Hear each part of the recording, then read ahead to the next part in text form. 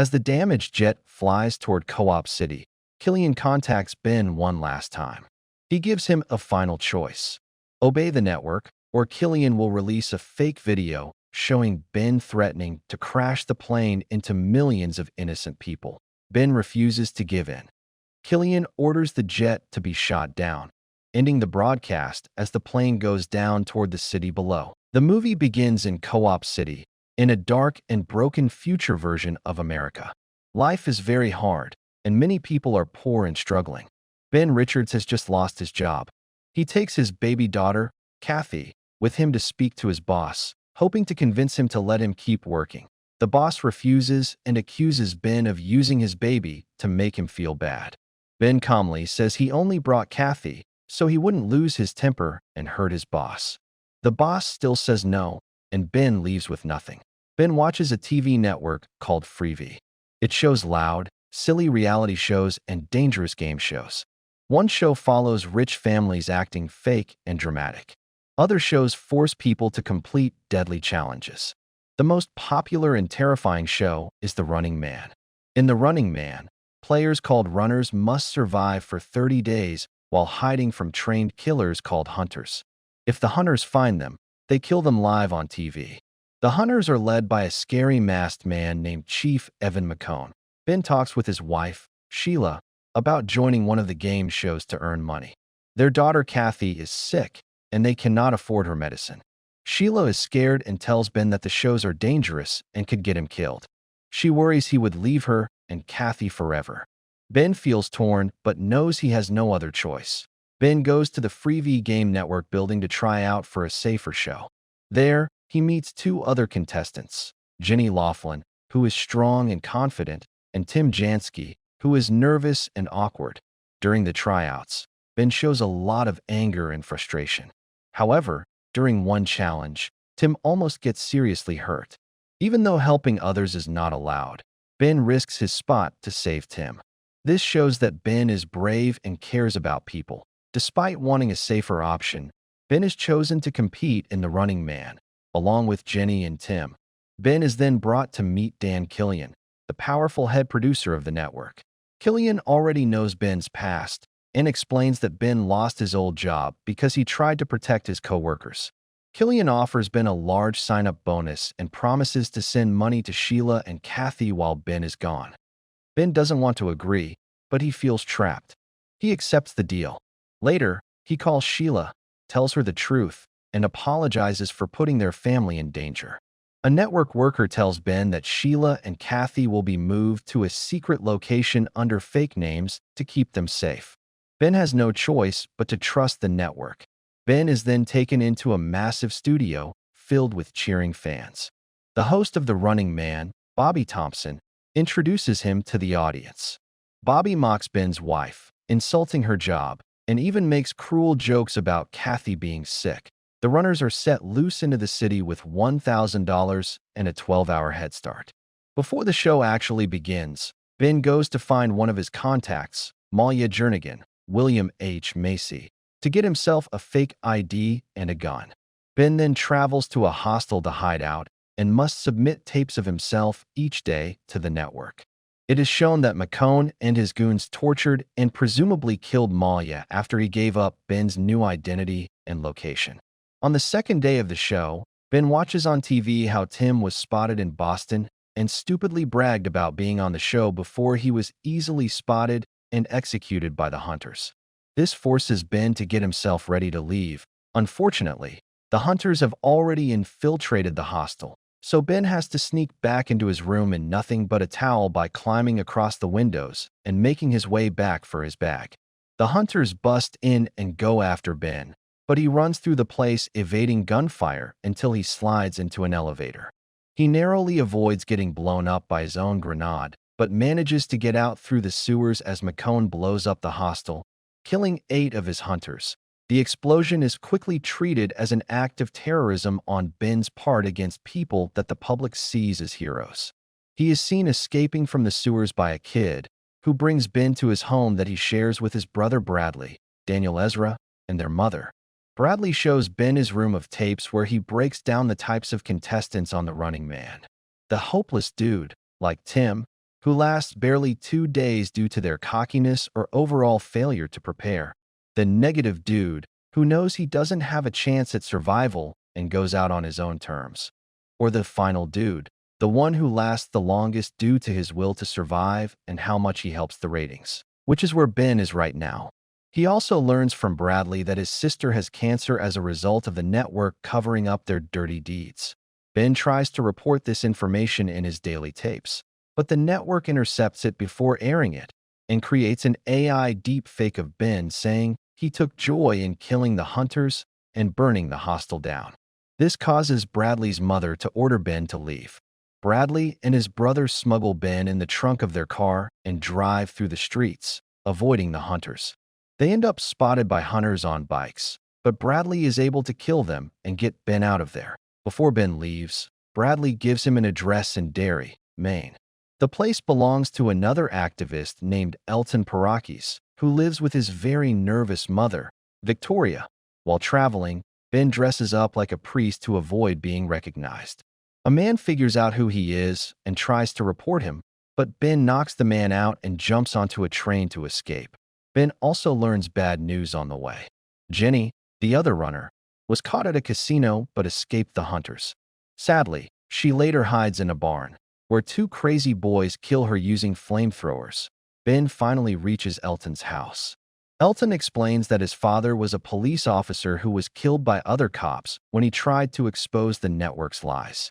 Elton tells Ben that many people now see him as a hero, and they are using the slogan "Richard's Lives" to protest the network. Elton lets Ben stay, but things quickly get dangerous. Victoria sees Ben on the news and threatens to report him to the hunters. Although Elton stops her at first, he later decides to call the hunters himself so he can fight them and take as many down as possible. When the hunters arrive, Elton and Ben set traps all over the house. Elton electrocutes some hunters and blows others up using chemicals. They escape into the sewers, but Elton is stabbed by a hunter named Frank.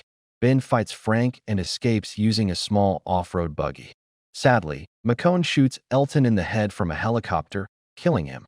With no other choice, Ben drives back toward Frank at full speed, jumps off the buggy, and the vehicles crash and explode. Ben falls into the water and survives. Ben makes it back onto the road and steals a car from a rich young woman named Amelia Williams, forcing her to drive him as a hostage. Amelia believes everything the network says. She thinks Ben is a terrorist and believes bad lies about his wife and family. They are stopped by two militiamen, but before anything happens, the hunters kill them because they don't want civilians to ruin the show. Amelia starts to doubt the network when she sees a clip from the Running Man showing a fake video of her crying for help. Even though she never did that, Amelia drives Ben to a hunter airfield, where a large crowd has gathered. Fans are cheering, and many hunters are standing guard. The event feels like a celebration, not a rescue mission. Cameras are everywhere, and the network is watching closely.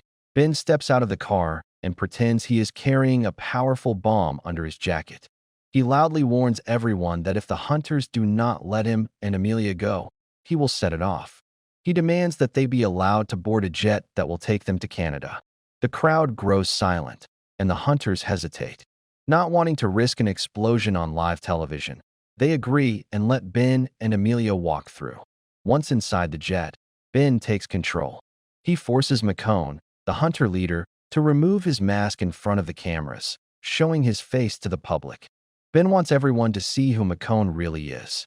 From network headquarters, Dan Killian agrees to let this happen, believing it will help ratings. While the plane is in the air, Killian speaks to Ben over the speakers. He calmly explains that Ben is not carrying a bomb at all. The scanners at the airfield detected nothing on him. Killian then makes Ben a shocking offer. He tells Ben that if he kills McCone, he can become a hunter, gain money, power, and live safely for the rest of his life. To push Ben even further, Killian shows him a video. The footage appears to show McCone leading hunters into Ben's home and killing Sheila and Kathy. Killian says this happened because McCone disobeyed orders.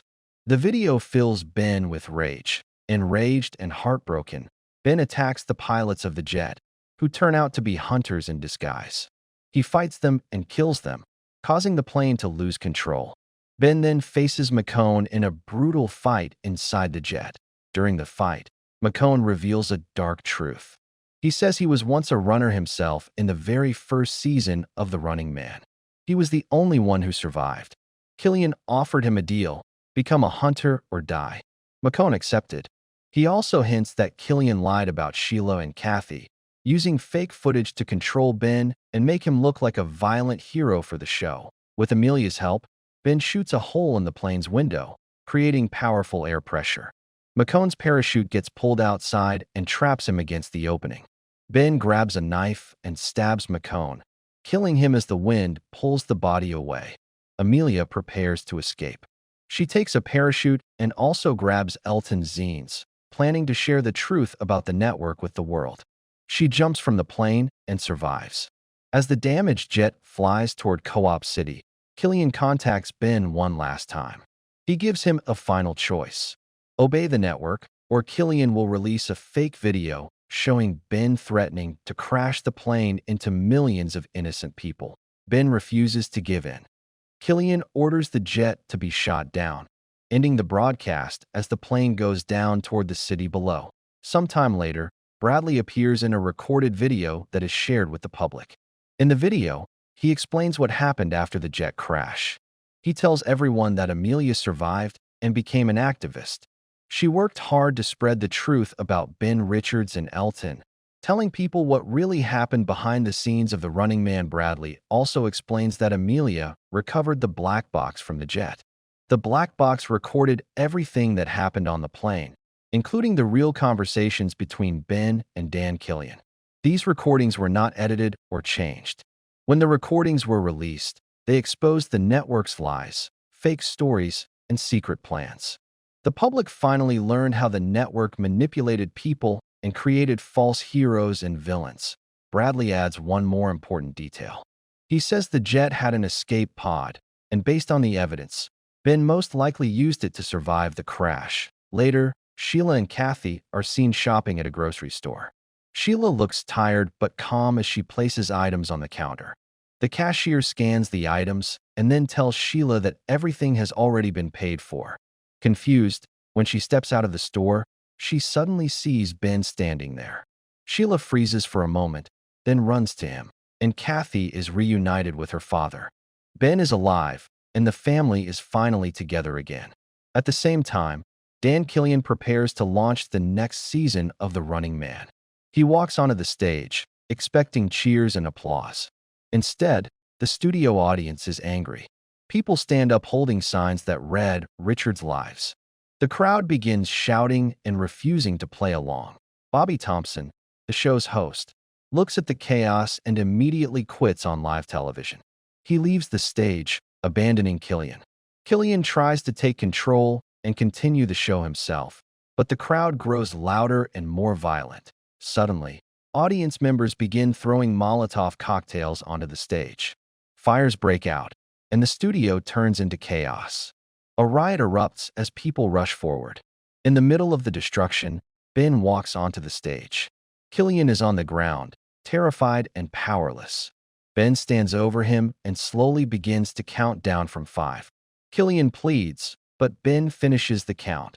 Ben then shoots Killian in the head, ending him in front of the revolting crowd.